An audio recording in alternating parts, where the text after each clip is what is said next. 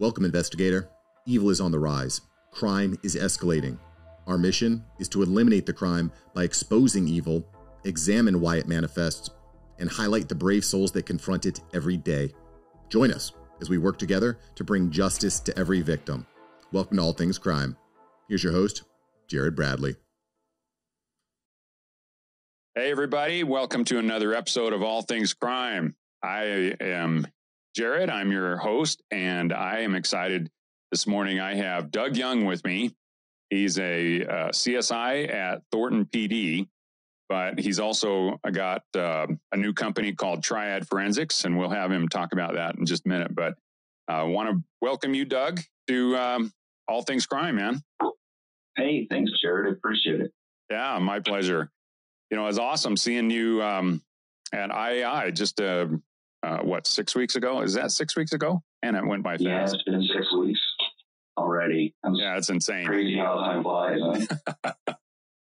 I'm wondering if that's a function of age or if that's actually, relativity. What is that? No, I think it's probably age. I keep feeling it every day. So, right. Yeah, it happens. It's life, but it was good. So it was awesome hanging out. Yeah, it with was you. A great conference. Yeah. And Laura and everybody else that was there. So, welcome, man. I've been meaning to have you on for a long time, and life just gets busy. But so you know what? Let's get right into it, man. Let's tell us about who you are and kind of your career path, man. I think a lot of people that, especially they'll see the TV shows and they see the CSIs, and so you were able to not only investigate crimes, but you also help arrest the perpetrators, and you go into the lab and you do all the samples, you do everything, right? Yeah, I'm a full service crime scene investigator, I guess. No, I started my career in Indiana in 1993, working crime scenes. We was a very small rural department with 10 deputies, I believe. And at the time, the sheriff was very interested in doing more forensic stuff. That was what my degree was. So naturally, he started sending me to a bunch of different trainings and things like that. I was also teaching the DARE program at the time. And I did that for about 5 years and was just burnt out. So I talked to the sheriff about doing more forensic things. And he wasn't opposed to it, but he was more, he wanted me to do the DARE program. So at that time, that was 98, I believe. In January 99, I went to Austin, Texas, and was a full-time crime scene investigator for the Austin PD. Wonderful experience. The Austin Police Department was so good to me and to our crime scene unit. It was awesome. I worked for about 4.5 years. Got a chance to go back to Indiana as a chief of police. And that was a great experience. Probably not my favorite job, but great experience. I learned budgeting and personnel and those types of things. I was actually at a conference in Dallas teaching at the II, and there was a lady in the class from Boulder PD, and I had mentioned to the class that I was wanting to get back into forensics full time. And she said, well, you might look at Thornton PD as they're going to be hiring. So that was in 2007. And one of the funny things is where our PD was in Indiana was where two railroad tracks crossed. And I can remember doing the phone interview and a train going by. We had to pause the interview because it was so loud with the trains. But in 2007, I moved here and just been going ever since. And it's super exciting. I love Thornton. I love the casework. And we're just, working all the time. And that's what I love. Yeah. Now, for those of you that don't know, Thornton is actually right in between Boulder and Denver, basically, right? Yes. Thornton's probably about 8 miles straight north of Denver. Yeah. Just ugly, horrible country, and nobody wants to ever come visit there, right? Oh, yeah. No, nobody wants to come here. Everyone comes here, Jared. Oh, I know. I was, we just did, I just did an interview with Congressman Burgess Owens, and we were talking about that. And he, we were like, yeah, we want to keep Utah a secret because, we don't want millions of people moving here, but it seems like all of the Western states, it's insane. Moving trucks are just endless coming in here. And it's a beautiful country. And, Colorado, Utah, the whole Wyoming. It's just wonderful to be able to get out into nature, fresh air, hike in the mountains. It's unbelievable. Oh yeah, it's untouchable. And it's, I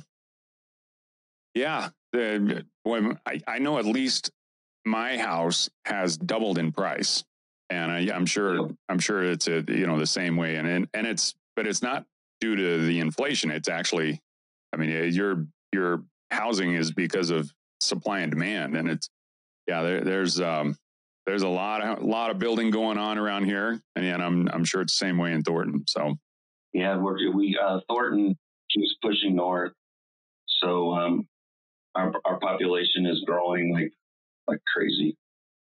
Well, unfortunately, though, with that, you also get some crime. So yes, we do. Let's talk about some of your cases, man. What have you been up to lately? I've been doing some teaching, and but casework is constant. Just over the weekend we had a attempt homicide, so it's never ending. But I guess one of the things that we're fortunate is we have really good technology to work those cases and to maybe not completely solve them, but push them forward. Yeah, it's got to be probably of all the detectives and CSIs and even attorneys that I've talked to, I think the biggest frustration for them is when they think that the case is going well, the investigation is going well, and then you just hit a brick wall. Yeah, I agree. And sometimes I tell our detectives, as a forensic guy, as a scientist, I tell them, the forensics in a lot of cases will help solve cases, but it also in times will send it in a different direction. And they don't always like that. But, one of the things, Jared, that I was told a long time ago was that we're truth seekers. That's what we do. And I tell my fellow crime scene people in all my classes, I tell them, that's our job. Go out, speak the truth, report the truth. We're the objective, unbiased people that take that to the court and present that evidence. Yeah. I can't tell you how many times we have gotten, discussions and calls and things from detectives when they're like, yeah, you know what? We were set on a certain suspect and we thought for sure that he was the guy, and it's usually a he. And then ultimately we did something, and sometimes they used the M-Vac. They were able to get a DNA profile, and it wasn't the person that they thought it was. And all of a sudden they're off on a totally different direction. Yeah. And as you know, we have an M-Vac. We've been one of the early customers, I think, but The case that really drove it home for us was we had it's actually still unsolved, but a lady that was found in a field. She was wearing a sundress. And I actually came to Utah when we had met at the conference and came back following year. And then Francine Bardot was one that did the extraction and stuff for us. But the cool thing was, and what really proved the M-Vac to me, was that dress had been swabbed at least 3 times, I think. No male DNA. We M-Vac'd it. We brought the filter back. We sent that to the lab, and we got a full male profile. It ended up being someone that this lady lived with, so it wasn't, too probative. They looked into it, but the M-Vac was instrumental in getting us that profile. And, we do a lot of cases for other agencies, even in other states, have come to Thornton, and we're doing M-Vac for them. Yeah, it's pretty wild. Francine is just amazing. And, she has been for years and years. She was one of the very first. I know you guys were the first in, I think you guys were one of the first, either you or Arapahoe County. Yeah, I think Arapahoe has one.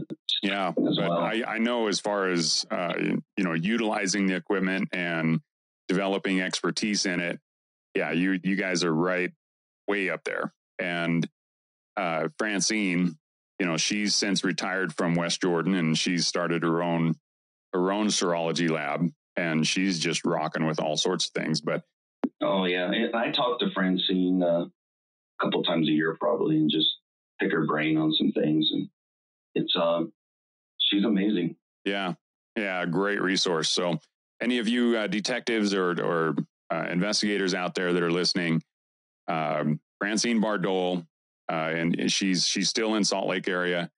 And if you have any kind of questions, I mean, obviously, Doug, you're a great resource as well, and especially with all your training and everything you do.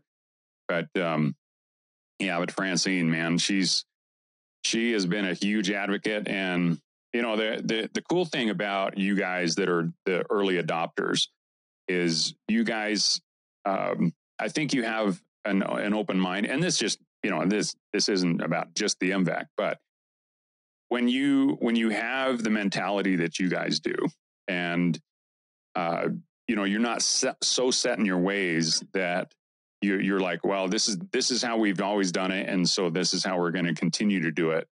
And I've run into a fair number of those, but by having an open mind, saying, well, we couldn't get what we need based on what we're currently doing, so there's got to be another way. Yeah, and I think you look at forensic science itself, DNA, fingerprints, the development techniques, things like that. We're constantly evolving. And for me, if we don't have an open mind, then we're missing things. And I'm very, very fortunate with my bosses and the chief and those folks that they're totally behind forensics. So there's 3 of us in our lab, and we're rocking and rolling, and the M-Vac is a big part of that. Yeah, that's awesome. So you started in, what did you say, 98? 93. 93. I'm older than you think, Jared. Oh, there you go. Right on. Well, 93.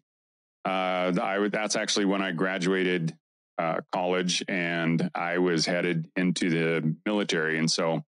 Yeah, by the end of 93, I was in Ranger school, man. So, wow. That was a long time ago. Yeah, it seems like yesterday, but then you look back on it and you're like, oh my gosh, so long ago. Yeah, I still have frostbite from. I went to.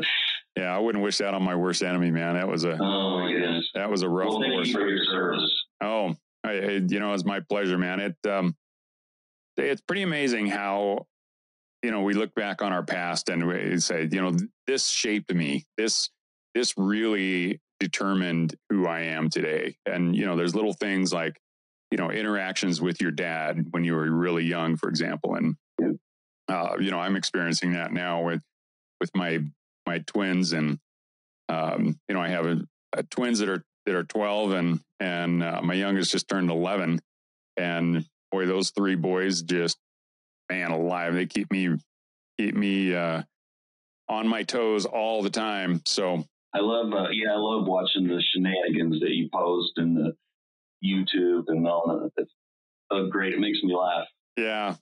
Well, it's weird. My wife and I have actually, and this is way off topic, but my wife and I have actually thought about setting up some kind of a video system around the house, just so that it's always rolling, just to catch some of the crazy things that these guys do. It's just hilarious. So funny.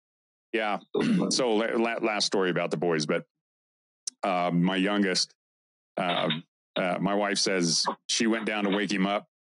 So apparently he hit snooze on the alarm and wake him up for school. And he looked up at her and he goes, "Mom, if I get up right now, I'm going to have a major allergic reaction." Oh my gosh! I'm sure to school, right? Yeah, the medical community is going to be really interested in learning about some allergic reaction based on waking up in the morning. All in the name of science. Right. Yeah, it's. I'm sure we could apply for a grant. As much money as the federal government wastes, then there's got to be something that can study that, right? Yeah, we should do research on it. I'm sure the boys would be interested in that. They would love it. Yeah. Not have to go to school for a week or so. Yeah. We're going to actually test allergic reactions based on waking up in the morning. So yeah, that's right. I'll bet we could get a couple $100,000 for that grant. Probably. Yeah. Probably. Yeah. Then we could make Senator Rand Paul's list of wasteful, wasteful government spending. So, all right. Well, let's get back on track here. Yeah. This is one of the fun things about doing this video and podcast is, I get to interview such amazing people, and all of you guys, I'm such good friends with everybody that, and a lot of you guys know my family and vice versa. And so we're, it's not too difficult to get off track. But yeah. And you make a great point that the forensic science community it's very small. We're a very tight knit group. And seeing you at conferences and seeing other colleagues, and generally it's probably once a year, but it's invaluable. And just like talking to you at IAI and learning more about what you're doing, the developments, and just everyone else, and it's a great networking thing, and we're all learning, and it's invaluable. Oh yeah, absolutely. Well, and I'd say law enforcement in general is that way. And it's, there's 800,000 officers total in the United States. If you think about that, and how many of those are actually investigators, detectives and CSIs and things. And so, yeah, it's a pretty small community. Yeah. Rightly so. You probably don't need massive amounts of law enforcement, but at the same time, you need enough that you can get the job done. So, absolutely. Which brings up I think would be an interesting question, and one that it's kind of been a theme especially the last 6, 8, 10 months, where the whole on one extreme is the defund the police side, and but I think that's such an extreme, but it's kind of pulling everything that direction. And I know a lot of agencies have lost some funding. They haven't completely been defunded, like the Minneapolis. Yeah. those people. But how has the Denver area been as far as law enforcement in general? I mean, you guys, Colorado in general, is especially over the last decade, has had some major changes. You know, like you legalized marijuana and all those kind of things. Has that affected your crime rate? Oh, absolutely. And, the growth in Thornton and Colorado in general, I think that the legalization of marijuana was instrumental in bringing all those people here. As far as, law enforcement in general, several of the laws have changed and things like that, but, we're in pretty good shape here. And like I said earlier, I'm very fortunate to work for an agency that's supportive of their employees, supportive of the lab, patrol. And I think, there are those extremes, but we don't see it here. Oh, you're really lucky. Yeah, it's it seems like it's more the major metropolitan areas, like Denver. It's the downtown Denver area, right? But I was also I want to say the week after I was at what's called CHIA, which is the California Homicide Investigators Association, and so ironically, they always do it in Las Vegas. Can't imagine why they would do that, but I don't know. I mean, plenty of places in California, right? Yeah. Well, apparently none of them are big enough to host this meeting, so they always do it in Vegas. But no, it's a nice getaway, and this year was awesome because it wasn't right on the strip, so it was actually at a really nice casino, kind of off the strip, and it's called Red Rock Casino. Yeah, it's beautiful. Oh, nice. Yeah. The interesting thing about those guys is some of them just felt completely handcuffed, and not really able to do a lot of the investigations that they should be able to do. And it's kind of sad because you can also see in many places in California that just the status, you get these massive tent communities going, and it's just, I mean, those kind of areas, nothing is really good happening there. And I'm sure a lot of, not just drugs, but, assaults are happening down there. I don't know, rapes for any women that are down there, especially, with all the drug flowing.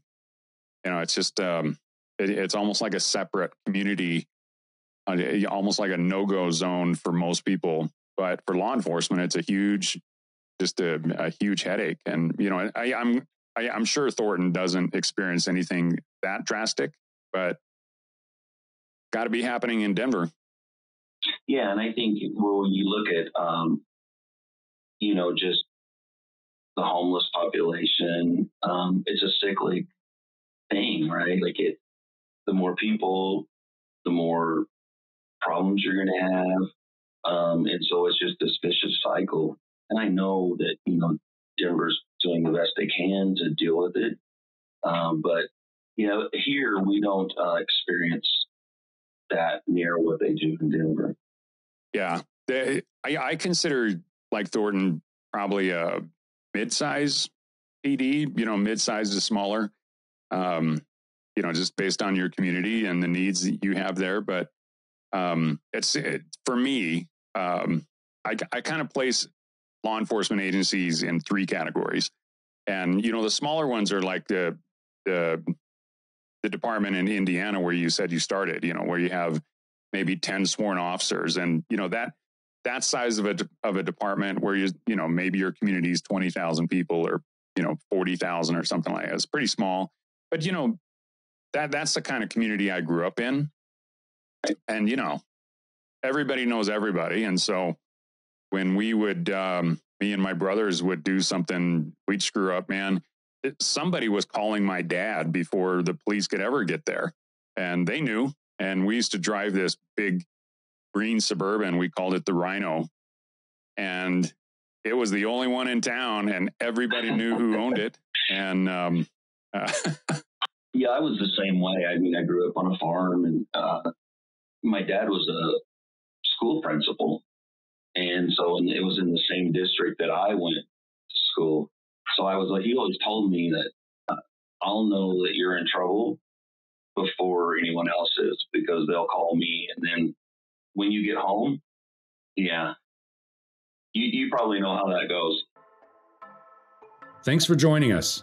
Your attention today brings us one step closer to exposing and eliminating the evil that brings crime to our communities. Hit subscribe and share this episode. Together, we will bring justice to every victim.